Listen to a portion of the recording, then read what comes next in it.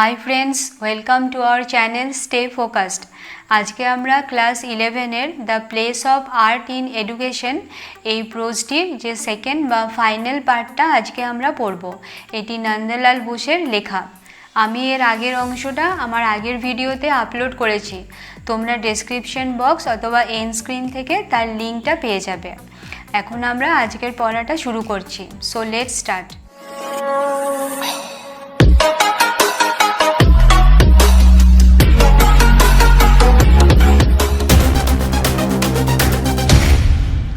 Some pose the question, will art give us a livelihood?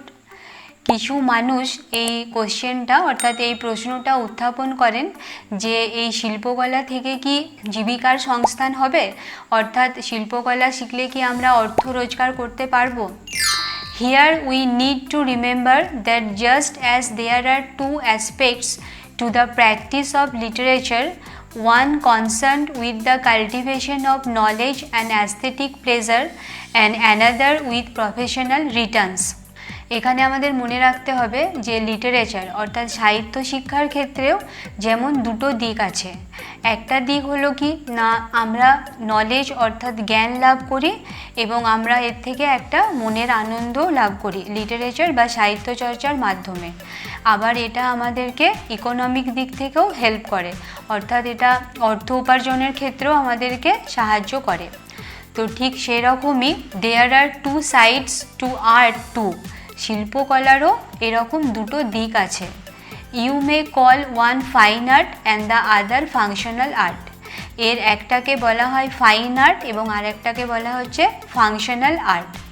Fine art liberates our mind from the constraints of sorrows and conflicts of our daily lives into a world of aesthetic delight. While with its touch of magic, functional art brings beauty to the objects of our daily use and to our lives and provide us with means of livelihood. Fine art কী করে না, আমাদের জীবনের যে দুঃখ বা প্রতিদিনকার জীবনের যে দ্বন্দ্ব আছে, কনফ্লিক্টস অর্থাৎ দ্বন্দ্ব, আর কনস্ট্রেন্টস অফ সরো অর্থাৎ দুঃখ বা এর যে সীমাবদ্ধতা আছে, এগুলো থেকে আমাদেরকে মুক্তি দেয়। লিবারেটস অর্থাৎ মুক্ত করা বা মুক্তি দেওয়া, এবং একটা অ্যাস্থেটিক ডিলাইট অর্থাৎ মনের আনন্দ প্রদান করে। সেরকমই ফাংশনাল আর্ট কী করে, তার জাদুর ছোঁয়ায় অর্থাৎ টাচ অফ ম্যাজিকে কী করে না, আমাদেরকে যেমন মনের আনন্দ দেয় বা সৌন্দর্যবোধ জাগায় আমাদের মধ্যে, আমাদের প্রতিদিনকার যে সমস্ত ব্যবহারের জিনিসপত্র আছে তার মধ্যে একটা আমরা সৌন্দর্য খুঁজে পাই, তার সাথে সাথে আমাদেরকে অর্থ রোজগারেও সাহায্য করে। In fact, our country's economic decline has followed closely the decay of its functional arts. বস্তুতপক্ষে আমাদের দেশের অর্থনৈতিক ব্যবস্থার যদি অবনতি হয় তাহলে সেটা এই ফাংশনাল আর্টেরও যদি অবনতি হয় তাহলে সেটা আমাদের অর্থনীতির ওপরও তার একটা প্রভাব পড়বে। So to exclude art from the sphere of our needs is harmful to the economic well-being of the country as well. সেই জন্য এক্সক্লুড অর্থাৎ সরিয়ে দেওয়া, আমরা যদি আমাদের জীবন থেকে বা প্রতিদিনের প্রয়োজনীয়তা থেকে এই শিল্পকলাকে দূরে সরিয়ে দিই তাহলে সেটা আমাদের দেশের অর্থনৈতিক উন্নতির ওপরও একটা প্রভাব ফেলবে, অর্থাৎ অর্থনৈতিক যে ওয়েলবিং উন্নতি আছে তার পক্ষে এটা হার্মফুল হবে, ক্ষতিকর হবে। অর্থাৎ মানুষ যদি শিল্পদ্রব্য অর্থাৎ মানুষের তৈরি করা জিনিসপত্র, বা আমরা জানি আমাদের দেশে প্রচুর মানুষ কুটির শিল্পের সাথে যুক্ত, অনেক কিছু শিল্প তৈরি হয়, তো সেগুলো যদি আমরা না দেখি বা সেগুলোর প্রতি যদি আমাদের কোনো শ্রদ্ধা বা আমাদের মধ্যে যদি সৌন্দর্যবোধ না থাকে তাহলে সেটা আমাদের ইকোনমির ওপরও কিন্তু একটা প্রভাব ফেলবে। This lack of art education has not only deprived the present course of our lives of beauty, it has also estranged us from our past heritage. This lack of education অর্থাৎ ল্যাক অর্থাৎ অভাব, বলছে শিল্পকলার যে শিক্ষা এর যে অভাব সেটা আমাদেরকে সৌন্দর্যবোধ থেকে যে দূরে রাখে সেটা নয়, এটা আমাদেরকে কি করে না, আমাদের যে পাস্ট হেরিটেজ অর্থাৎ অতীতের যে ঐতিহ্য আছে সেখান থেকেও আমাদেরকে পৃথক করে দেয়। এক্সট্যাং অর্থাৎ পৃথক করে দেওয়া। Because our eyes are untrained, we have remained ignorant and insensitive to the glory of our past painting, sculpture and architecture. বলছে কারণ আমাদের চোখটা কি হয়, আনট্রেন থেকে যায়, অর্থাৎ চোখটা প্রশিক্ষিত হয় না, চোখ আমাদের দেখতে শেখে না বা সুন্দর জিনিসটাকে বোঝার চেষ্টা করে না। এবং এর ফলে কি হয় না, আমাদের যে পাস্ট অর্থাৎ অতীতের যে সমস্ত পেন্টিংস অথবা স্কাল্পচার অ্যান্ড আর্কিটেকচার অর্থাৎ স্থাপত্য ভাস্কর্য আছে, সেগুলো সম্বন্ধেও আমরা কিন্তু অজ্ঞ থেকে যাই, সেগুলো সম্বন্ধে আমরা জানি না অথবা আমরা জানার চেষ্টাও করি না। Foreign connoisseurs have had to come and expound it to us. Foreign connoisseurs অর্থাৎ বিদেশের যাদের এই সম্বন্ধে বিশেষ জ্ঞান আছে, অর্থাৎ এখানে দেখো বলেছে expert in appreciation of fine arts, শিল্পের ক্ষেত্রে যাদের জ্ঞান আছে, যারা এক্সপার্ট, তারা যখন কি করে না এগুলো আমাদের কাছে এসে এক্সপাউন্ড অর্থাৎ ব্যাখ্যা করে আমাদের নিজেদের দেশের শিল্প সম্বন্ধে, তখনই কিন্তু আমরা বোঝার চেষ্টা করি। তার আগে কিন্তু আমরা নিজের চোখ বা নিজের মন দিয়ে সেগুলোকে বোঝার চেষ্টা করি না।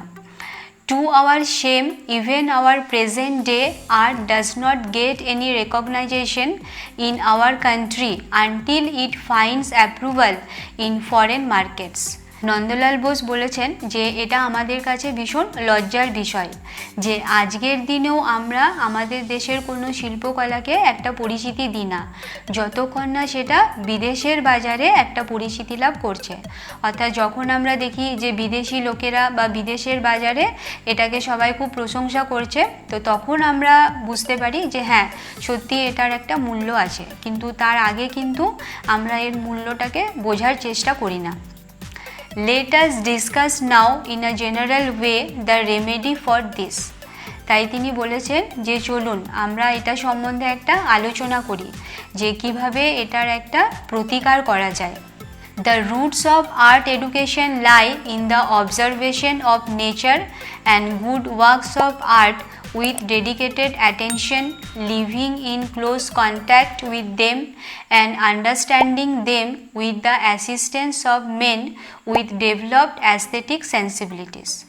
বলছেন যে এই শিল্পকলা শিক্ষার যে রুট অর্থাৎ এর উৎসটা রয়েছে কিসের মধ্যে না প্রকৃতির অবজারভেশনের মাধ্যমে, অর্থাৎ প্রকৃতির মধ্যে যে সৌন্দর্য আছে সেটাকে খুব ভালোভাবে এবং খুব ক্লোজলি আমাদেরকে এটা পর্যবেক্ষণ করতে হবে, বুঝতে হবে এবং কিছু মানুষ যারা এই ব্যাপারে দক্ষ অর্থাৎ যাদের মধ্যে অ্যাস্থেটিক সেন্সিবিলিটি আছে, সৌন্দর্যবোধ আছে, তাদের দ্বারাও আমাদেরকে এগুলো বুঝতে হবে। Each school and university should provide a place for art studies with other studies. প্রত্যেকটা স্কুলকে অন্যান্য শিক্ষার সাথে অর্থাৎ অন্যান্য বিষয় পড়ানোর সাথে সাথে আর্ট স্টাডি শিল্পকলারও একটা শিক্ষার ব্যবস্থা করতে হবে। মেকিং ইট কম্পালসারি, এটাকে বাধ্যতামূলক করতে হবে। It should provide the students with time and the environment to get acquainted with nature. ছাত্রদেরকে তাদেরকে একটা উপযুক্ত সময় দিতে হবে এবং পরিবেশও দিতে হবে যাতে তারা প্রকৃতির সাথে পরিচিত হতে পারে। অ্যাকোয়েন্টেড অর্থাৎ পরিচিত হওয়া। Training in drawing will develop there powers of observation and this in turn will give them better insight into literature, philosophy and science. Training in drawing অর্থাৎ কেউ যদি আঁকা শেখে বা আঁকার প্রশিক্ষণ নেয় তাহলে তার মধ্যে অবজারভেশনের যে পাওয়ার অর্থাৎ কোনো কিছুকে খুব ভালো করে দেখা বা পর্যবেক্ষণ করার যে একটা ক্ষমতা সেটা তার বৃদ্ধি পায় এবং এর ফলে কি হবে না লিটারেচার অর্থাৎ সাহিত্য, দর্শন বা সায়েন্সও যখন সে পড়বে তখনও তার মধ্যে যে একটা ইনসাইট যে একটা তার দৃষ্টিভঙ্গি আছে অর্থাৎ কি বলতে চেয়েছে সেটা বোঝারও তার একটা ক্ষমতা বাড়বে। It will be wrong on our part to expect, however, that the provisions of facilities of art studies in an institution will make all its students artists, leave alone good artists, like no one can become a poet by just passing a course in poetry an institution might offer.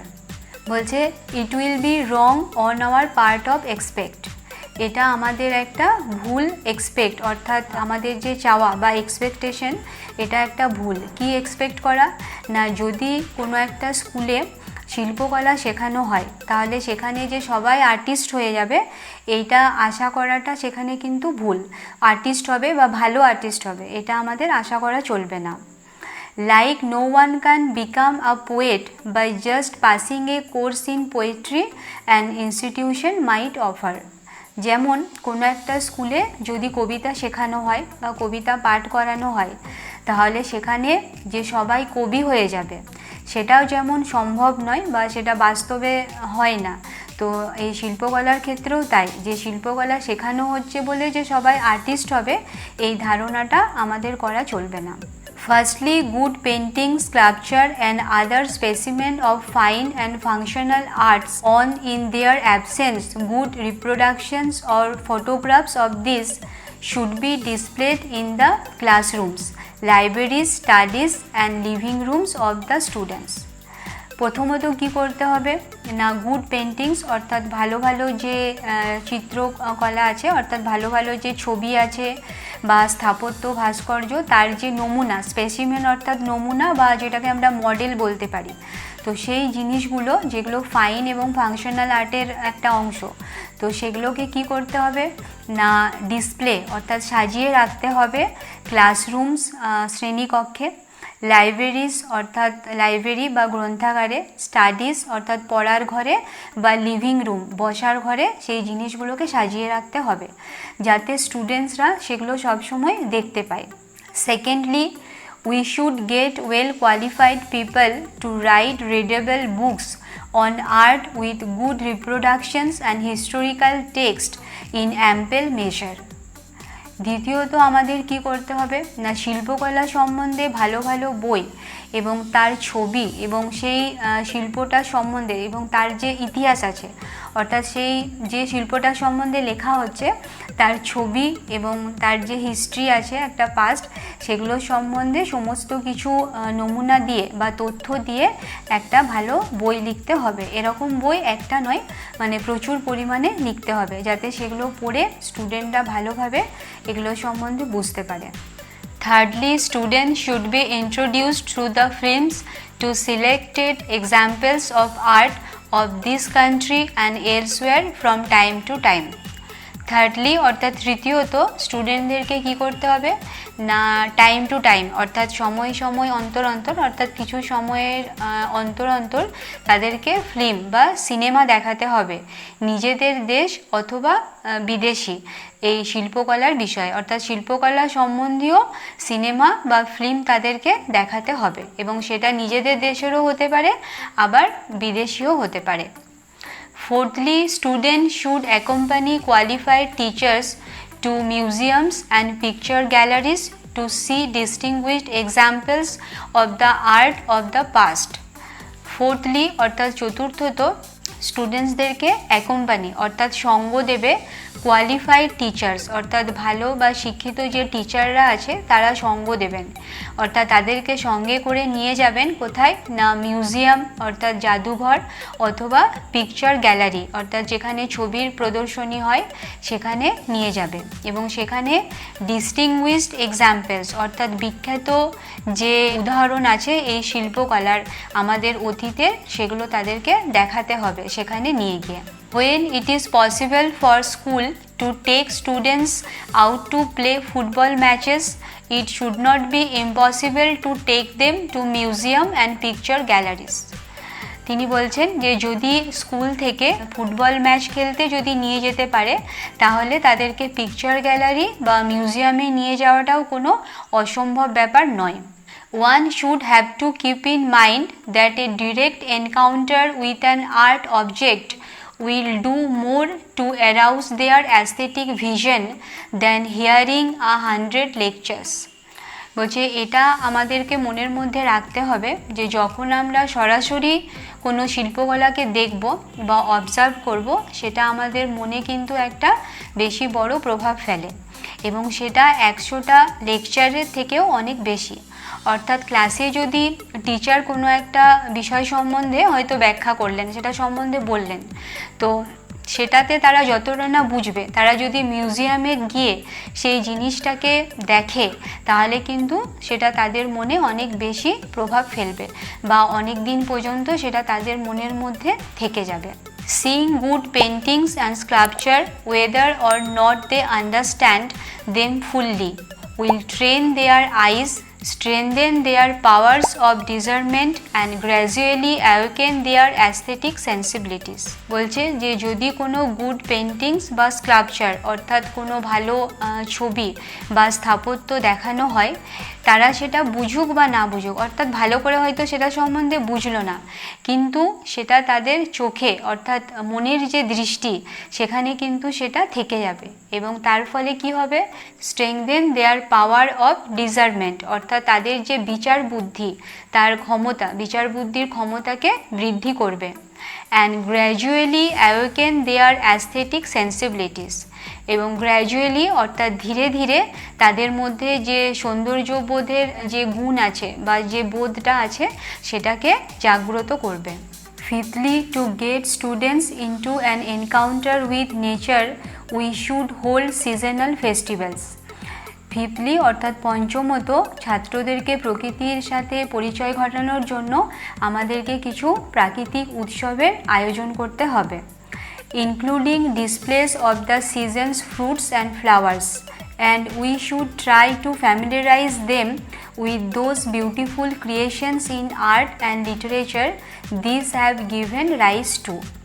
এবং এর জন্য আমাদেরকে কি করতে হবে না, সেই ঋতুতে যে সমস্ত ফুল বা ফল হয় সেগুলোর সাথে তাদের পরিচয় ঘটাতে হবে। অর্থাৎ আমাদের এখানে ঋতু চেঞ্জের সাথে সাথে বিভিন্ন ধরনের ফুল ও ফল হয়, এগুলো আমরা সবাই জানি, তো সেগুলো ওই ছাত্রদেরকে দেখাতে হবে বা এগুলোর সাথে পরিচয় করাতে হবে। এবং তার সাথে সাথে এই ঋতু সম্বন্ধে যে সমস্ত কবিতা আছে বা কোনো লেখা আছে সেগুলোর সম্বন্ধেও পরিচয় ঘটাতে হবে। অর্থাৎ আমরা জানি যে যেমন বর্ষা ঋতু নিয়ে অনেক কবিতা আছে, আবার শরতের সম্বন্ধেও অনেক সময় কবিরা অনেক কবিতা লিখে গেছেন। তো এই যে কবিতাগুলো বা কোনো রচনা বা লেখা গল্প এগুলোর সাথে তাদেরকে পরিচয় ঘটাতে হবে। Sixthly, students should be introduced to nature's own festival of the seasons। এবং ষষ্ঠত হচ্ছে যে প্রকৃতির নিজস্ব কিছু উৎসব আছে, অর্থাৎ ঋতু চেঞ্জের সাথে সাথে প্রকৃতিতেও বিভিন্ন ধরনের ফেস্টিভ্যাল বা উৎসব হয়ে থাকে, তো সেগুলোর সাথেও ছাত্রদেরকে কি করতে হবে না পরিচয় করাতে হবে। To see with their own eyes and enjoy the rice fields and lotus ponds in autumn, the carnival of Palash and Shimul flowers in spring। তাদেরকে দেখাতে হবে যে শরৎকালে ধানক্ষেতগুলো খুব সুন্দর দেখতে লাগে এবং লোটাস পন্ডস অর্থাৎ পুকুরে প্রচুর পদ্ম ফুল ফুটে থাকে। এছাড়া বসন্তকালে যেমন হচ্ছে পলাশ এবং শিমুল, এই দুটো ফুলে গাছগুলো পুরো ভরা থাকে। তো এই বসন্ত বা শরতের ঋতুর এই যে প্রকৃতির যে অবস্থা এগুলো সম্বন্ধে ছাত্রদেরকে পরিচয় করাতে হবে।